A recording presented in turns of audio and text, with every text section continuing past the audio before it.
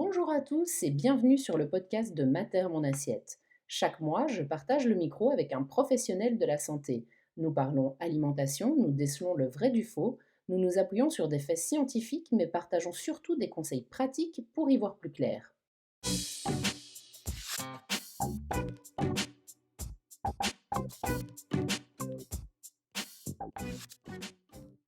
Le temps n'est pas encore à la fête. Actuellement, nous vivons une pandémie extraordinaire qui nous a plongés dans la crainte, la faute en partie aux médias probablement. On ne peut pas nier que nous sommes baladés depuis des mois entre des mesures politiques et médicales. La science ne semble pas alignée avec le politique et ça, c'est plutôt inquiétant pour nous, les citoyens. Nous nous sentons désinformés alors que nous sommes noyés dans un flot d'informations continues. Les gestes barrières sont-ils suffisants pour se protéger de la Covid-19? Qui et que doit-on croire? On parle beaucoup d'immunité. L'immunité, c'est notre protection interne, notre système de défense. Mais si notre immunité est efficace, qu'est-ce qui fait que nous pouvons ou pas être contaminés par le virus? Pour répondre à mes questions, j'ai invité le docteur Loris Brand, qui est médecin nutritionniste et interniste, donc spécialiste des maladies immunitaires et métaboliques, à l'hôpital Delta à Bruxelles, à me rejoindre. Elle est l'auteure de nombreuses publications scientifiques et ses travaux ont été récompensés par plusieurs prix. Elle a aussi fondé BodyZoo, un programme pédagogique pour inciter les enfants à adopter un mode de vie équilibré. Merci beaucoup, docteur, d'avoir rejoint ce podcast très attendu. Les auditeurs m'ont posé énormément de questions en amont de cet enregistrement. Ils semblent perdus et ont besoin d'être éclairés. Alors, pour démarrer, je voudrais commencer par vous poser une question toute simple. Où est logé notre système immunitaire et en quoi joue-t-il un rôle crucial dans la manière dont nous allons nous défendre contre un virus? Bonjour Marie, bonjour tout le monde.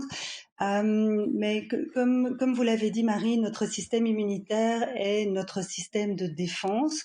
C'est l'ensemble des cellules et des molécules produites qui nous permettent de nous défendre contre une infection, et donc il joue un rôle très important dans la défense contre les virus. Alors, le système immunitaire est ce qu'on appelle un organe liquide, dans le sens où il n'est pas localisé à un seul endroit dans notre organisme, mais il est localisé de manière diffuse. Alors, les cellules les plus importantes dans notre système immunitaire sont ce qu'on appelle les globules blancs. Et les globules blancs sont produits au niveau de la moelle osseuse, comme les globules rouges et les plaquettes qui sont les autres cellules sanguines. Une fois que ces globules blancs ont été produits, ils quittent la moelle osseuse et se dirigent vers d'autres organes lymphoïdes. Certains types de globules blancs vont aller au niveau du thymus où ils vont subir une maturation, et après cette maturation au niveau du thymus, ils vont rejoindre ce qu'on appelle les organes lymphoïdes secondaires, c'est-à-dire les ganglions, la rate, les amygdales, l'appendice.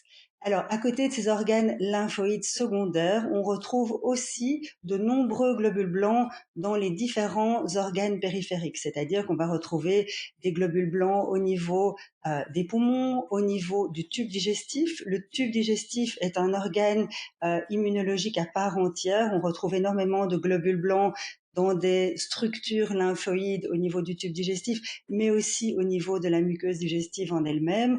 On retrouvera aussi des globules blancs au niveau de la graisse et au niveau des différents tissus cibles. Donc on peut vraiment parler d'un organe diffus, on ne peut pas le localiser à un endroit bien particulier.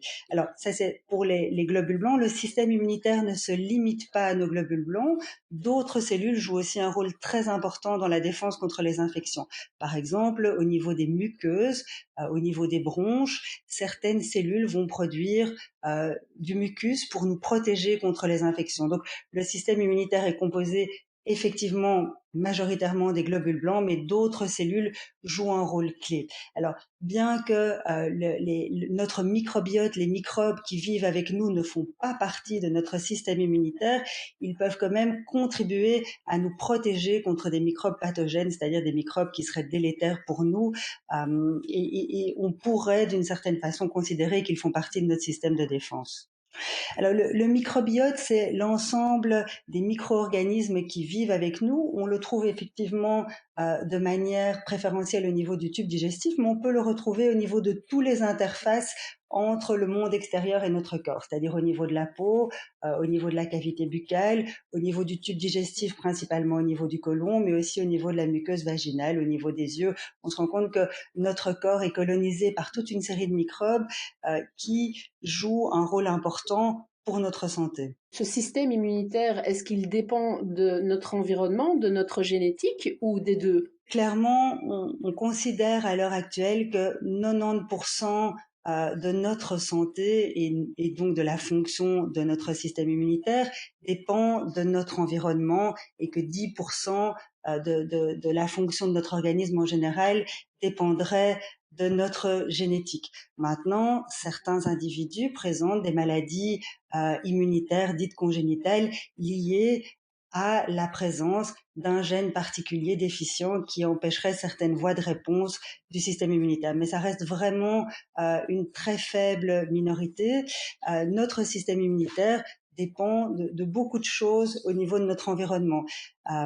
Notre système immunitaire est très fort influencé justement par ce microbiote, c'est-à-dire les bactéries qui colonisent principalement notre tube digestif, mais le système immunitaire est également dépendant de manière directe et indirecte de notre alimentation, de notre mode de vie, du contact qu'on peut avoir avec la nature, de la manière dont on dort, de la façon dont on gère le stress. Donc le système immunitaire dépend vraiment de toute une série de facteurs extérieurs qui ont un impact non négligeable. Donc stress, alimentation, sommeil, contact avec la nature seraient donc les 4 piliers d'une bonne immunité. Est-ce que vous pourriez développer chacun d'entre eux, s'il vous plaît?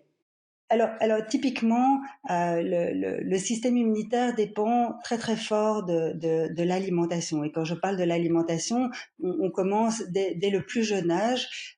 On se rend compte que dans la petite enfance, le système immunitaire va être façonné, éduqué en grande partie par ce microbiote, par les bactéries qui vivent principalement au niveau de notre tube digestif. Et ce microbiote en lui-même va dépendre de l'alimentation du petit enfant en grande partie, c'est-à-dire est-ce que le petit enfant va recevoir du lait maternel ou un lait de substitution depuis son plus jeune âge, quel type d'aliments vont être introduits durant la petite enfance. Et donc la manière dont ce microbiote va se constituer va avoir un impact très clair sur la différenciation du système immunitaire dans la petite enfance.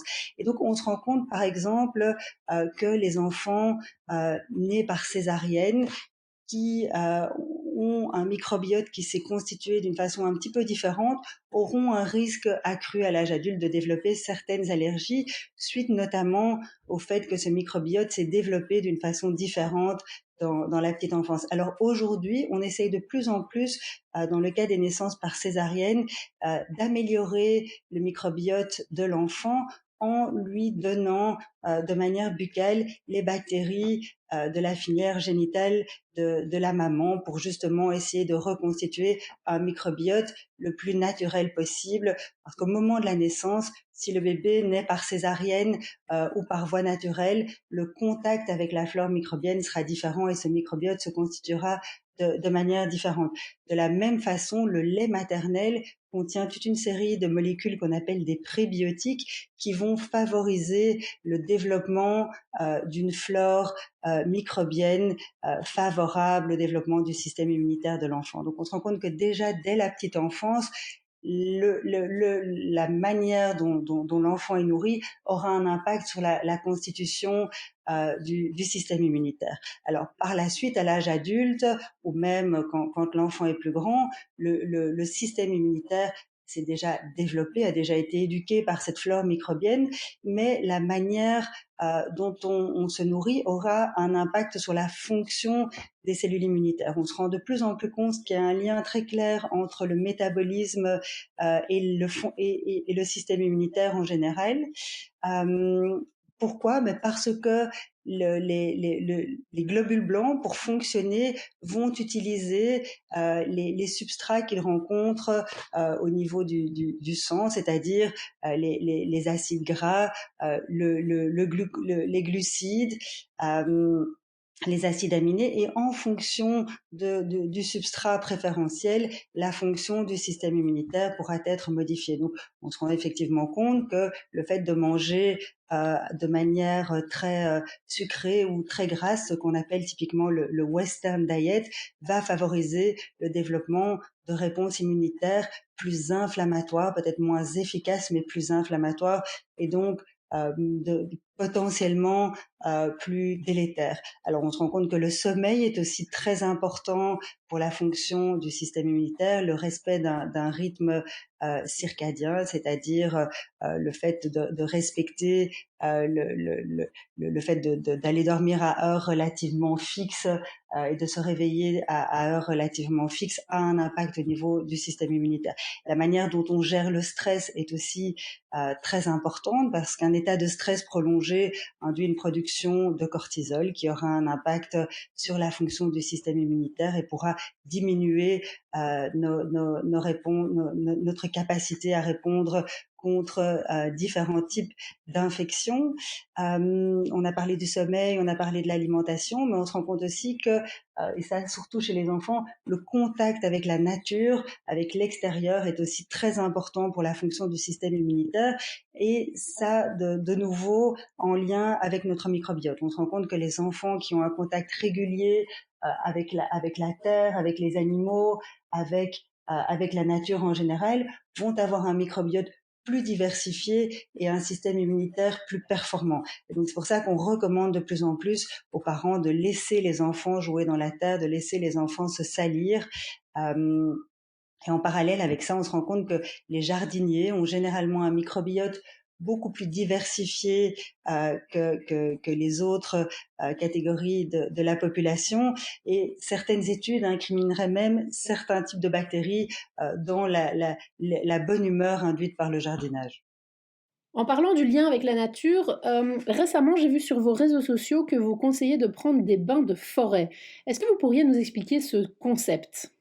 Alors, le bain de forêt, c'est une pratique ancestrale développée essentiellement au Japon et qui maintenant a été reprise dans différents pays et qui a été étudiée de manière très scientifique dans des universités japonaises. Alors le bain de forêt, c'est un protocole de sortie en forêt qui doit répondre quand même à des critères relativement précis où les patients passent généralement plusieurs jours en forêt avec notamment une nuit passée dans un campement en forêt avec toute une série de pratiques de méditation inclus durant ces journées passées en forêt. Et donc, ce qui est très intéressant, c'est que les universités japonaises se sont rendues compte que ces bains de forêt augmentaient nos défenses immunitaires et essentiellement l'immunité cellulaire en augmentant le nombre de cellules NK. Ces cellules NK sont des cellules qui sont très importantes dans la défense contre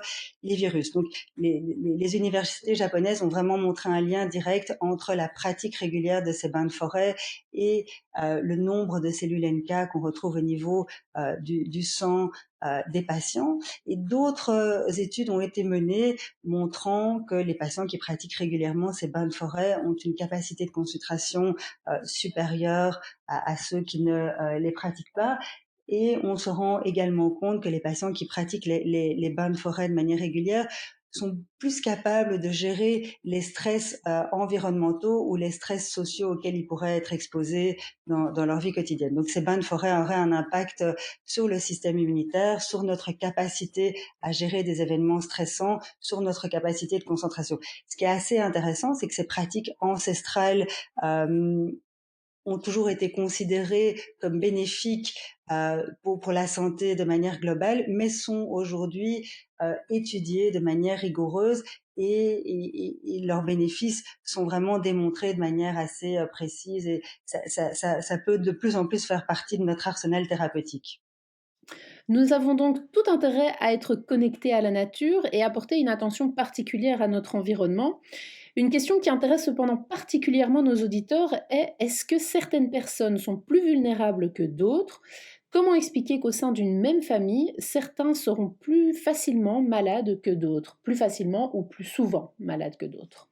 Non, c'est une question qui est très intéressante. Alors, déjà, une très faible minorité de la population peut être porteur de déficits immunitaires congénitaux. C'est-à-dire que chez certains patients, on peut retrouver des mutations au niveau de certains gènes qui font que certaines voies immunitaires ne fonctionnent pas comme elles devraient être. Mais ça reste vraiment une minorité de la population. Généralement, les patients atteints de déficits immunitaires congénitaux sont des patients qui présentent des infections à répétition, mais des infections sévères de type infection profonde, comme des pneumonies, comme des sinusites, des abcès ou de l'ostéite. Donc c'est quand même généralement, ces déficits immunitaires congénitaux sont généralement associés à des tableaux cliniques assez particuliers. On ne parle pas de la personne qui va faire plus de rhume que quelqu'un d'autre ou plus de rhinopharyngite que quelqu'un d'autre pendant l'hiver. Alors, à côté de ces déficits immunitaires congénitaux, effectivement, comme on l'a dit plus haut, toute une série de facteurs inhérents à notre mode de vie ont un impact sur notre système immunitaire. Et à côté de ça, on se rend compte que le fait d'avoir certaines carences peut aussi avoir un impact sur notre système immunitaire. Alors, je crois que quand un patient présente des infections mineures de manière plus fréquente qu'un autre patient, je crois qu'une des premières choses est effectivement de vérifier si le patient présente des carences ou non, vérifier effectivement s'il y a un terrain allergique, vérifier s'il y a aussi un reflux œsophagien, toute une série de caractéristiques non liées directement à notre système immunitaire peuvent avoir un impact sur la manière dont on se défend contre les infections. Par exemple, un patient qui a du reflux gastro-œsophagien va avoir une irritation chronique des voies respiratoires et va avoir tendance à développer plus d'infections de la sphère ORL que quelqu'un d'autre. De même, un patient allergique peut aussi avoir des voies respiratoires fragilisées et avoir tendance à faire plus d'infections que quelqu'un d'autre. Certains patients présentent aussi des carences, soit liées à une alimentation déséquilibrée, soit liées à une malabsorption au niveau du tube digestif, et donc peuvent aussi avoir des déficits de fonction du système immunitaire, des globules blancs. On n'est pas tous égaux par rapport aux infections, mais les différences entre les différentes personnes ne sont pas toujours liées à des différences au niveau de notre système immunitaire. Ça peut être lié, comme on vient de le dire, à des différences de fonction d'autres systèmes, comme le système digestif, comme le système respiratoire en lui-même, qui nous rend plus vulnérables à certains types d'infections. Et par rapport à la Covid-19 plus particulièrement, est-ce que certaines personnes sont plus à risque que d'autres? Alors oui, on se rend vraiment compte que certains patients sont plus fragiles par rapport au Covid-19 que d'autres. Alors quand on dit plus fragile, c'est-à-dire que certains patients sont plus susceptibles de développer des complications sévères liées à cette infection par le coronavirus. Typiquement, on se rend compte que les patients qui ont un surpoids important, les patients atteints d'un diabète, les patients ayant une hypertension artérielle, les patients ayant une hypercholestérolémie peuvent être plus fragiles, c'est-à-dire ont un risque accru de développer des complications sévères. Alors, les complications sévères du coronavirus sont généralement liées à une suractivation du système immunitaire. On se rend compte que dans certains cas, le virus va déclencher une réaction immunitaire très très inflammatoire qui va qui va mener à des atteintes organiques, qui va mener à une atteinte pulmonaire, mais qui peut également mener à des atteintes d'autres organes. Et donc, typiquement, les patients qui développent des complications très sérieuses sont des patients qui vont développer une réponse très très inflammatoire. Et de plus en plus d'études montrent qu'une alimentation de type occidental, ce que les anglo-saxons appellent le Western diet, c'est-à-dire un régime riche en graisses saturées et en sucre, va favoriser le développement d'un système immunitaire plus inflammatoire. C'est-à-dire qu'avant de rencontrer le virus, le système immunitaire sera déjà engagé dans une voie de réponse plus inflammatoire et on lit de plus en plus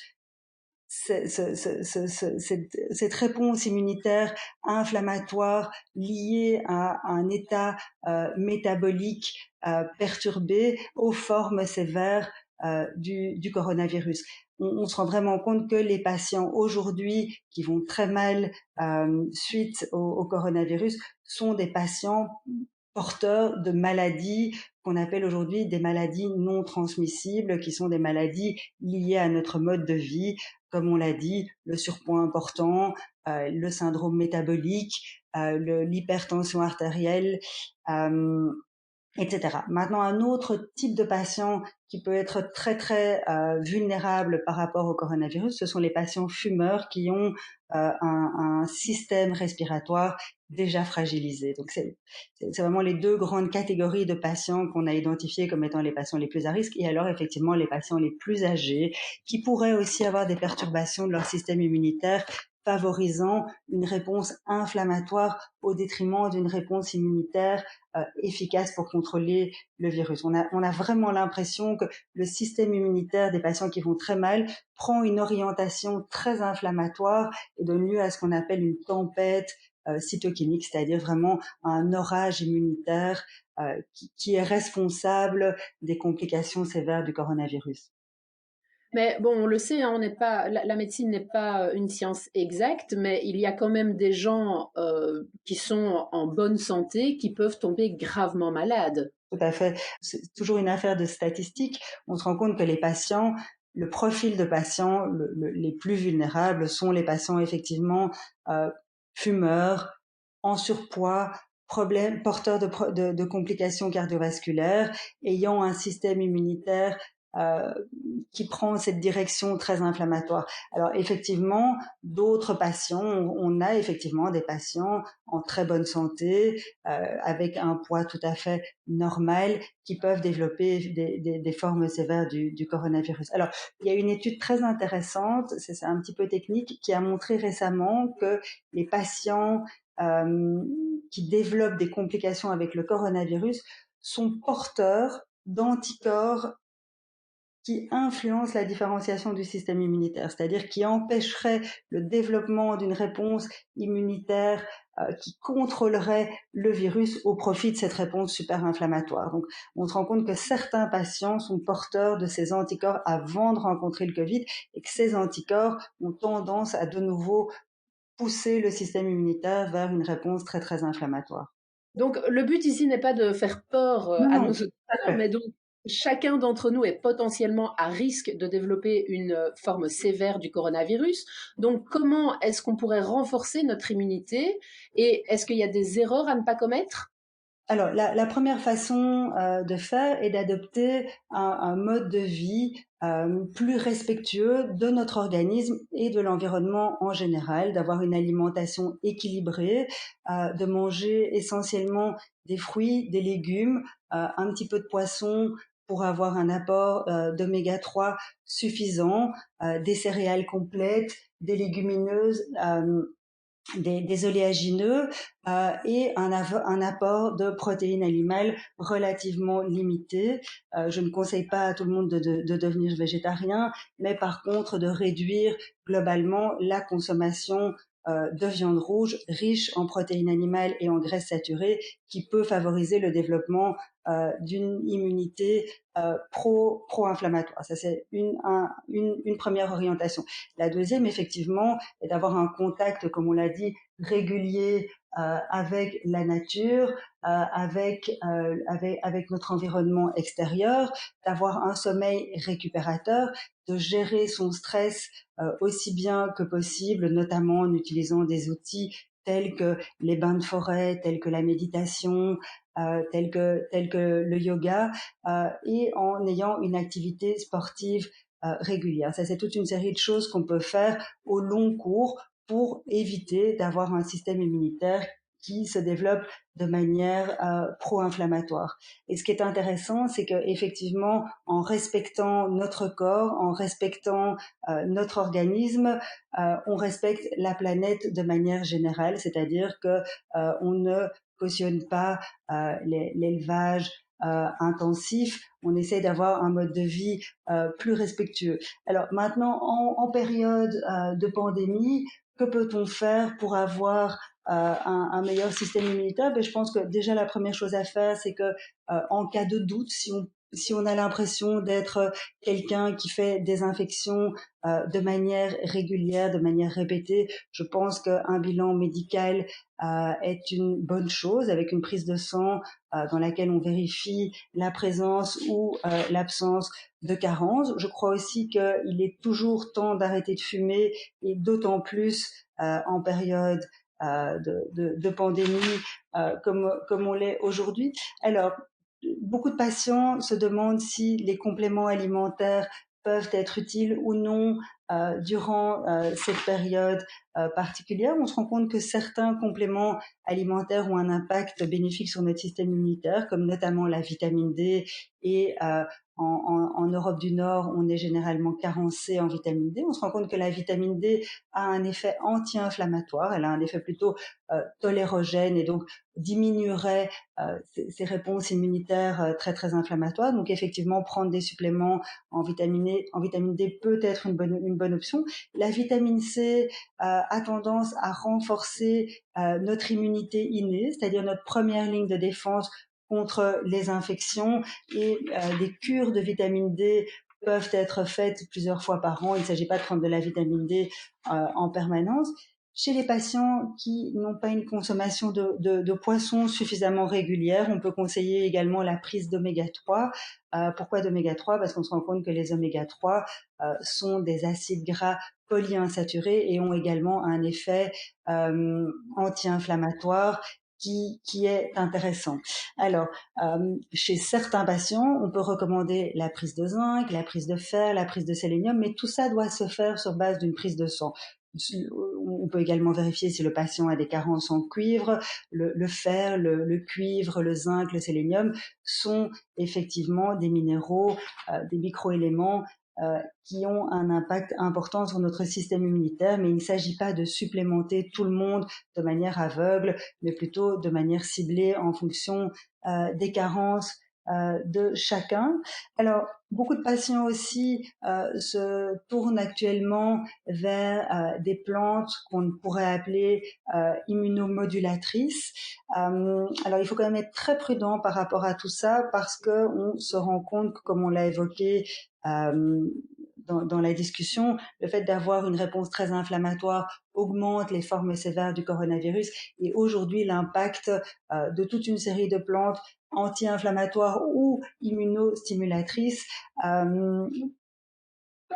pourrait avoir un impact délétère sur la manière dont on se défend contre le coronavirus. Donc, mon message ici, c'est soyons quand même prudents par rapport à tous les suppléments qu'on pourrait prendre de manière aveugle, ou parce qu'on connaît quelqu'un qui en prend et qui se sent mieux depuis qu'il en prend. Je crois que dans cette période-ci, il faut être vraiment très prudent par rapport aux compléments alimentaires et les prendre de manière avisée, avec l'avis de son médecin au cas par cas. Je crois que se tourner vers une alimentation riche en fruits, riche en légumes, riche en légumineuses, riche en végétaux au sens large, avec quand même quelques protéines animales comme du poisson, un tout petit peu de viande rouge, un peu de volaille, est quelque chose de beaucoup plus validé scientifiquement aujourd'hui que se tourner vers toute une série de compléments alimentaires qui pourraient ne pas être appropriés.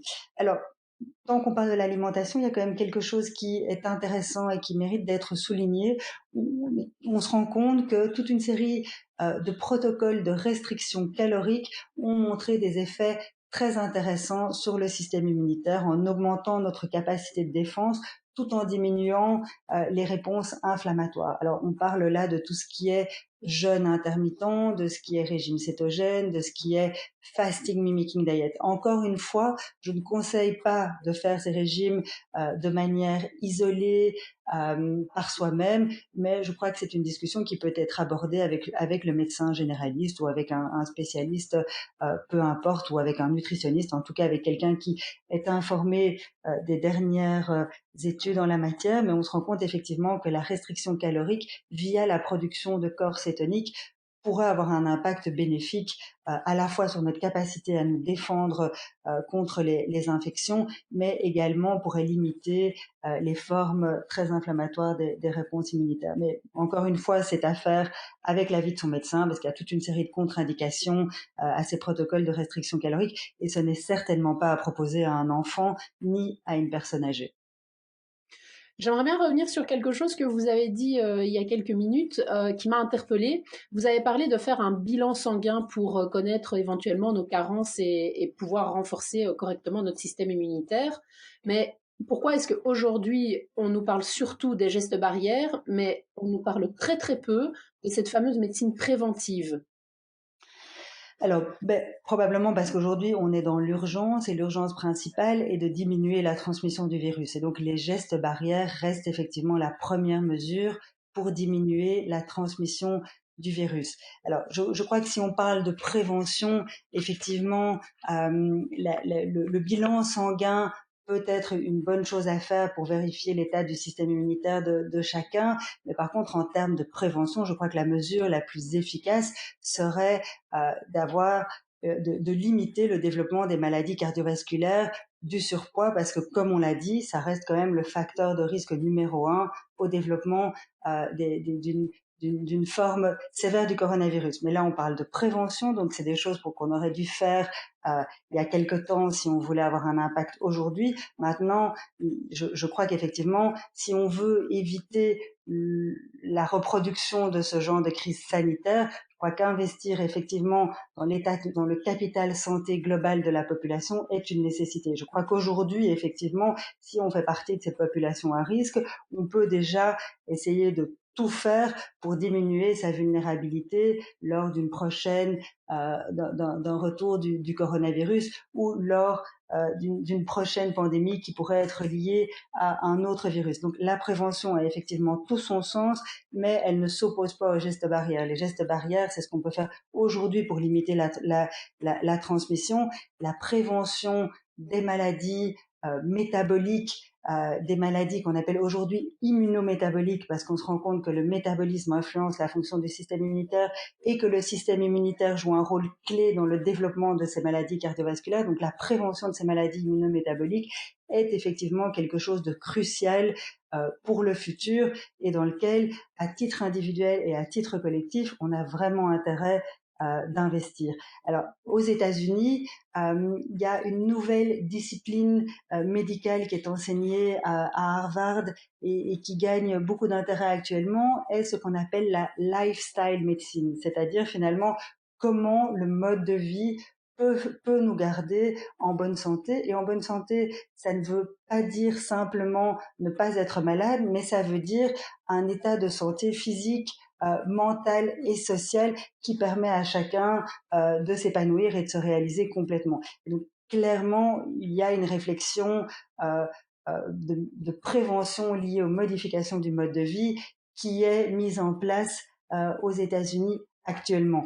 Et ce qui est intéressant aujourd'hui, c'est qu'on a de plus en plus d'outils médicaux pointus qui permettent de définir quel pourrait être le meilleur régime alimentaire pour différents individus, parce qu'on n'a pas tous les mêmes besoins. Et donc aujourd'hui, il y a vraiment moyen d'allier la médecine de pointe et en même temps une médecine qui prend le patient en charge dans sa globalité et qui remet surtout le patient au centre de la prise en charge et qui rend le patient, qui met le patient en position de leader de sa propre santé. Je crois qu'il y a la médecine aujourd'hui ne responsabilise pas assez le patient. Alors quand je dis responsabiliser, c'est pas dans le sens négatif. Je crois qu'il faut donner au patient les moyens d'être finalement le premier protecteur de sa santé en général.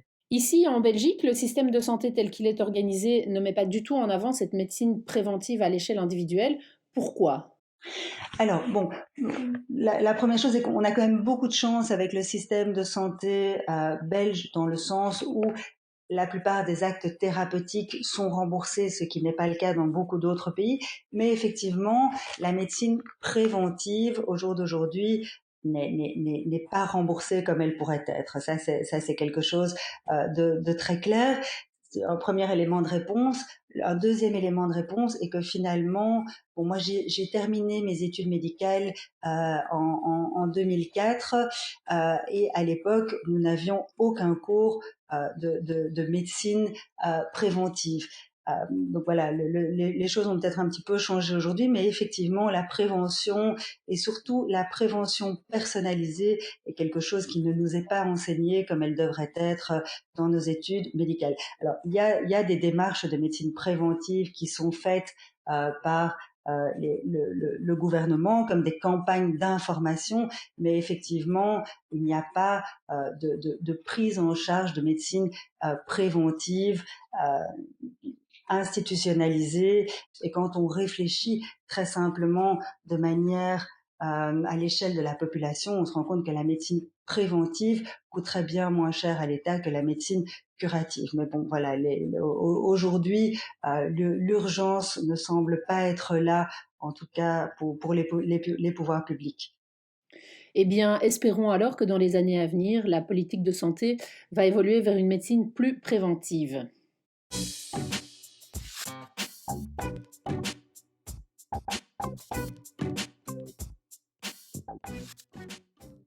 Place maintenant aux questions des auditeurs. Est-ce vrai que les immunodéprimés seraient contre toute attente plus résistants face à la Covid-19? Donc non, les immunodéprimés ne sont pas plus résistants au Covid-19 que les autres patients, certainement pas.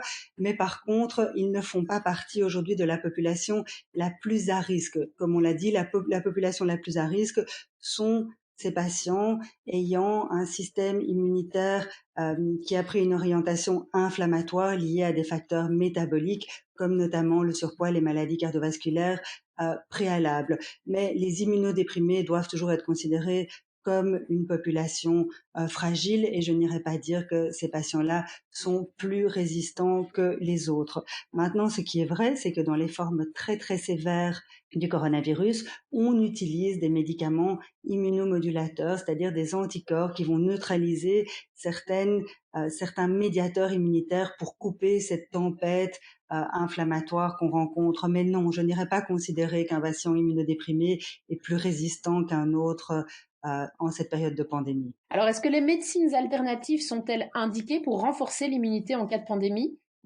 Alors tout dépend ce qu'on appelle les médecines alternatives. On se rend compte que par exemple l'acupuncture a un effet bénéfique sur le stress, sur le sommeil. Alors si spécifiquement on est un patient qui a des difficultés à gérer son stress ou qui a un mauvais sommeil et que l'acupuncture nous procure un bénéfice en termes de gestion du stress, ben oui, alors effectivement, de manière indirecte, ce type de médecine alternative pourrait avoir un bénéfice sur la gestion, sur la réponse contre le coronavirus. Pareil pour la méditation, qui est un outil très précieux pour la gestion du stress.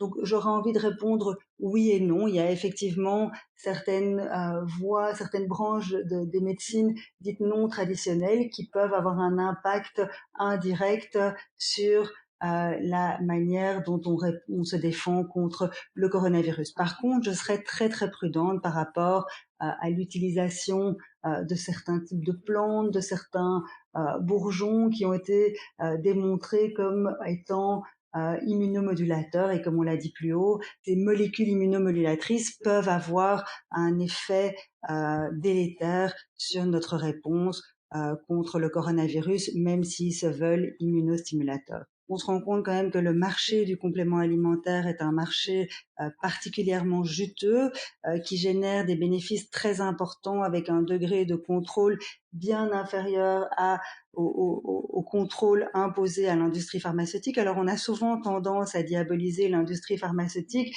Je pense que la même prudence s'impose par rapport à l'industrie du complément alimentaire et par rapport au recours aux médecines alternatives. Alors ce qui est quand même très important, c'est que si on est traité en complément par un homéopathe ou par un naturopathe, je crois que c'est très important d'être transparent avec son médecin généraliste, de bien l'informer des différents compléments alimentaires, des différentes plantes que l'on pourrait prendre, parce que ces compléments alimentaires, ces plantes pourraient avoir effectivement un effet pervers par rapport au coronavirus, mais également par rapport aux médicaments qu'un patient prend de manière chronique. Alors, on discutait tout à l'heure du fait que la médecine préventive avait du mal à se structurer en Belgique, ce qui est vrai. Par contre, certaines branches paramédicales ou certaines médecines alternatives se sont rendues compte de ce besoin croissant et l'exploitent parfois de manière très commerciale. Donc, effectivement, je crois qu'il est urgent pour les gouvernements et pour les médecins de jouer un rôle plus actif dans ce paysage de médecine préventive qui finalement leur appartient, car il faut se méfier des démarches trop commerciales qui pourraient voir ce besoin de prévention comme un marché juteux, ce qui ne serait finalement pas dans l'intérêt du patient. Alors, est-il possible d'avoir eu la Covid et de ne pas être immunisé? Est-ce que le faux négatif existe?